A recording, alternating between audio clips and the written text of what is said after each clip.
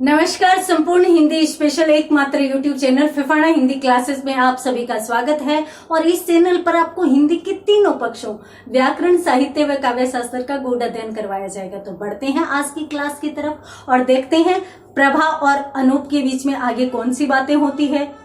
जो प्रसंग उनके बीच में चल रहा था वो कौन सा उग्र रूप लेता है, या फिर पति पत्नी दोनों शांत हो जाते हैं, संतुष्ट हो जाते हैं। तो देखते हैं। अपन पढ़ रहे थे लक्ष्मी नारायण लाल को, और लक्ष्मी नारायण लाल द्वारा रचित कौन सा एकांकी पढ़ रहे थे। एकांकी पढ़ रहे थे एक अलग सा एकांकी जो आधुनिक विषयों पर आधारित एकांकी है। कौन सा? काल पुरुष और अजंता की नर्तकी नामक एकांकी अपन आज की क्लास में पढ़ रहे हैं। देखिए यहां पर अपनों ने देखा भी काल पुरुष गंधर्वराज पद्मपाणि किसको कहा गया? अनूप को।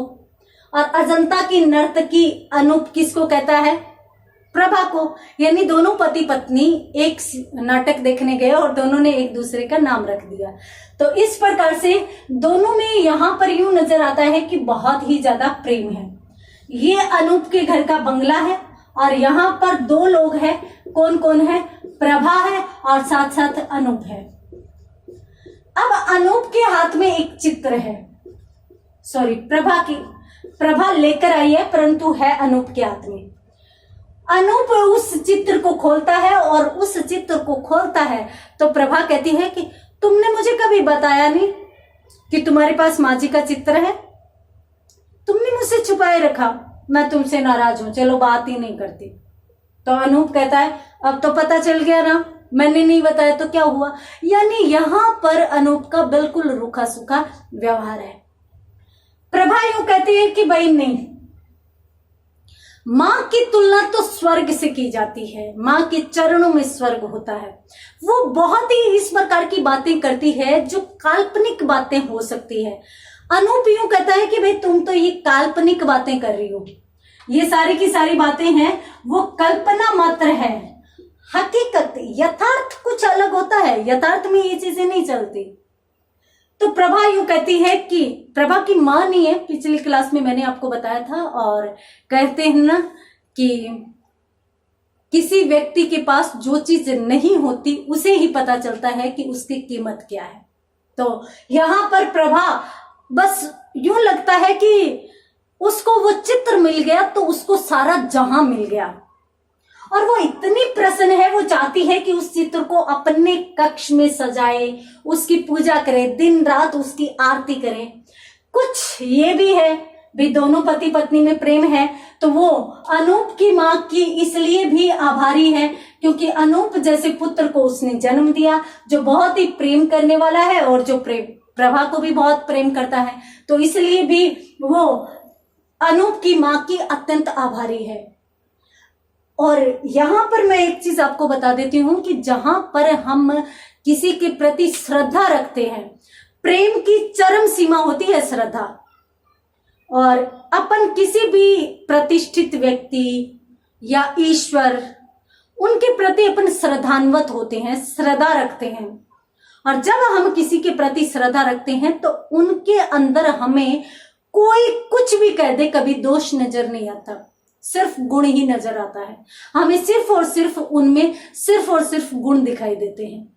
तो यहां पर प्रभा अनूप की मां के प्रति श्रद्धा रख रही है, उसमें श्रद्धा का भाव है।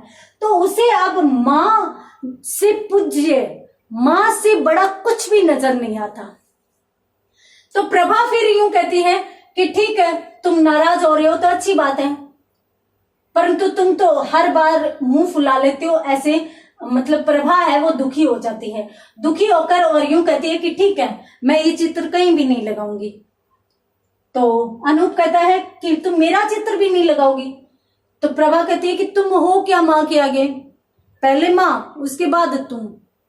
तो अनूप को इस पर भी गुस्सा आता है, भला मैं इसका सब कुछ हूं, सारा कुछ हूं और पति हूं इसका, मैं तो कुछ भी नहीं, मां सब कुछ। अब यहाँ पर है वो अनूप इस प्रकार प्रकार की बातें कर रहा है।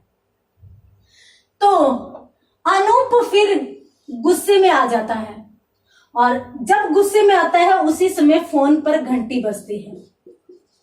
फोन आता है, किसी का फोन आता है, तो फोन को प्रभा ही अटेंड करती है। प्रभा फोन को उठा लेती है और फोन प्रभा उठाकर कहती है कि हाँ साहब आज दफ्तर नहीं आएंगे, साहब दफ्तर नहीं आएंगे। हाँ मैं मैम साहब ही बोल रही हूँ, और आज साहब दफ्तर नहीं आने वाले, वो थोड़ा बिजी है, वो घर पे रहेंगे, आराम करेंगे। प्रभा स्वयं ही बात कर लेती है और स्वयं ही जवाब दे देती है। इधर अनूप पुकारता है कि नहीं मैं जाऊंगा दफ्तर, मुझे काम है, मुझे बहुत काम पड़ा है, मुझे जाना पड़ेगा।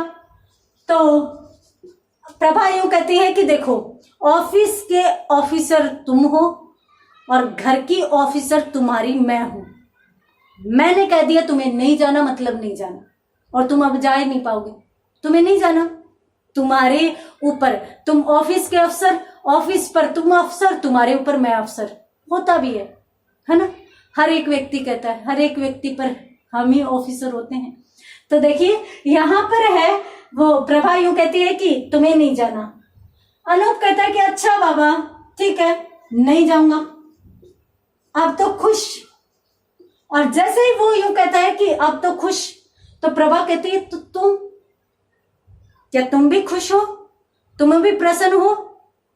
अनूप को फिर वो पीछे वाली बात याद आ जाती है और अनूप फिर मुंह फुला लेता है और फिर टोंट कसता हुआ बोलता है।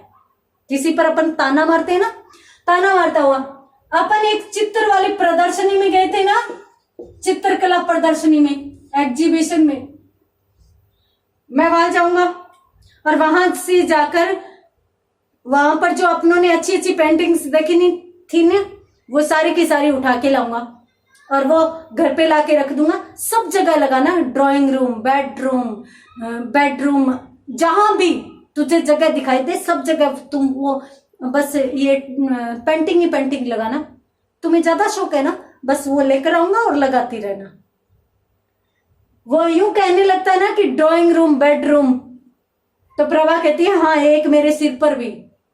तो फिर अनूप कहता है कि हाँ एक मेरे सिर पर भी। अनूप हालांकि थोड़ा सा गुस्से में था, परंतु जैसे ही कहता है कि एक मेरे सिर पर भी, प्रभा कहती है एक मेरे सिर पर भी, तो ये भी कहता है कि मेरे सिर पर भी, और दोनों इस बात पर खिलखिला उठते हैं, हंस उठते हैं और दोनों हंसने लगते हैं। जब दोनों हंसने लगते हैं तो उसी हंसी के बीच अनूप कहता है कि प्रभा तुम ऐसी बातें क्यों करती हो, ऐसी बातें क्यों करती हो, मतलब कि तुम ये चित्र क्यों लगाना चाहती हो? तो प्रभा फिर भी कहती है कि तुम मुझे बताओ, तुम ऐसी बातें क्यों करते हो, तुम्हें क्या हो गया है? भाई माँ के चित्र पर भी आपत्ति करते हो, जिसे तुम मानते हो, तुम यूं मानते हो कि भाई मेरी माँ बहुत अच्छी है, तुम उसकी पूजा करना चाहते हो, तुम उसका हृदय से सम्मान करते हो, उसके चित्र पर तुम्हें आपत्ति क्यों है? मुझे तो ये समझ में नहीं आ रहा, दुनिया के पहले व्यक्ति हो जो माँ के चित्र पर आपत्ति कर रहे हो, तुम्हें हो क्या गया? मुझे तो ये भी समझ में नहीं आ रहा। जब प्रभा ऐसी बातें कहती है तो अनूप कहता है कि प्रभा मेरा जो अतीत है ना वो दर्द में गढ़ा गया है, वो दर्द जिसको हमने सहा है, जिसको हमने झेला है, वो दर्द है, वो नुमाइश की चीज नहीं है। उसके लिए उस दर्द को हमने दर दर भटकते हुए भोगा है। तुम ये चाहती हो कि ये चित्र लगाकर मुझे लज्जित करो? मेरी मां अंधी थी, भिखारिन थी, तो तुम ये चित्र बार बार लगाने की बात करके मुझे ये एहसास करना चाहते हो कि ये एहसास करना चाहती हो कि तुम्हारी औकात क्या है, तुम्हारा अतीत क्या है, तुम मुझे ये बताना चाह रही हो, इसलिए तुम ये चित्र लगाना चाह रही हो। प्रभा कहती है कि अनूप चुप, खबरदार अगर इससे आगे एक शब्द भी तुमने कहा, तुम बात को कहां से कहां लेकर जा रहे हो? मुझे इन चीजों से कोई मतलब नहीं। मुझे न ये मतलब है कि कौन अंधा था कौन भिखारी था। मुझे सिर्फ आज का पता है कि तुम मेरे पति हो और तुम जिसकी वजह से हो वो तुम्हारी माँ है, और मैं इसीलिए तुम्हारी माँ का सम्मान करती हूँ और मैं इसीलिए तुम्हारी माँ की पूजा करना चाहती हूँ। तुम इस प्रकार की बातें क्यों कर रहे हो? अब तुम चुप हो जाओ, इससे आगे और कुछ मत कहना। तो अनूप कहता है कि प्रभा, मेरा जो अतीत है ना वो इतना दर्द भरा है, इतना कठिनता भरा है कि उसका चाकर भी घूंट नहीं पिया जा सकता, उसको खत्म नहीं किया जा सकता। मैं एक त्याज्य का मतलब सबके द्वारा त्यागा गया, निराहार मतलब हमने काफी समय तक भूख की रातें, भूख के दिन बिताए, बेसहारा, मेरा कोई भी सहारा नहीं था। मेरी माँ दर दर भटक कर मेरे लिए भोजन लाती थी। और जैसे जैसे ये बातें बताता जा रहा है कि मेरा अतीत इतना ज्यादा बुरा है कि जिसको मैं चाहकर भी भूल नहीं पाता, जिसका चाहकर भी घूंट नहीं पिया जा सकता। मैं सबके लिए उपेक्षित था। उपेक्षित का मतलब अवहेलना।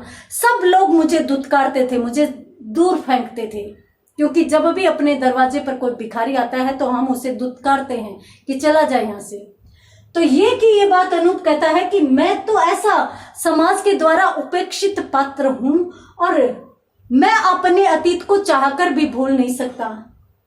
प्रभा फिर प्रभा के कंधों पर दोनों हाथ रखता है और यूं कहता है कि प्रभा, तुम कुछ करो, तुम कुछ ऐसा करो कि मैं अपने अतीत से बाहर निकल आऊं, मैं अपने अतीत को भूल जाऊं। मैं भूलना चाहता हूं, मैं उन दर्द भरी घटनाओं को, मैं उस दुख को जो विशाल पहाड़ के समान है, मैं उसे तोड़ना चाहता हूं, मैं उससे निजात पाना चाहता हूं। फिर वो मेरे सामने अक्सर आ जाता है, प्रभा तुम मुझे बचा लो। और जैसे जैसे वो बात कहता है तो प्रभा कहती है कि चुप हो जाओ, मैं बार बार तुमसे कह रही हूं चुप हो जाओ, चुप हो जाओ। अगर तुम अब चुप नहीं हुए तो ठीक नहीं रहेगा। जो अनूप है वो प्रभा के आंचल में मुंह छुपा लेता है और रोने लगता है। इतने में ही वह विक्षिप्त महिला मुन्नी वापस आकर शोर मचाने लगती है। तो वह चंदू को जोर से आवाज लगाता है और कहता है कि चंदू, चंदू निकालो उसको। क्यों निकालो उसको? क्योंकि वो जो मुन्नी है, जो विक्षिप्त है, जो भिखारिन है, वो उसे उसकी मां याद दिलाती है। पहले की क्लासेस में अपनों ने देखा था कि मुन्नी जब आती है तो वो एक बार तो कहता है कि उसको निकाल दो, उसे दरवाजे पर आने मत दिया करो। फिर उसे बुलाता भी है कि उसको कितने पैसे चाहिए उसे दे दो और कह दो कि यहां न आए। यानी उसे यूं भी अपनी परिस्थिति कहीं ना कहीं व्यक्ति को याद आ ही जाती है। उसे याद आती है कि जैसे इस प्रकार से हमें दुत्कारा जाता था तो हमें कैसा लगता था।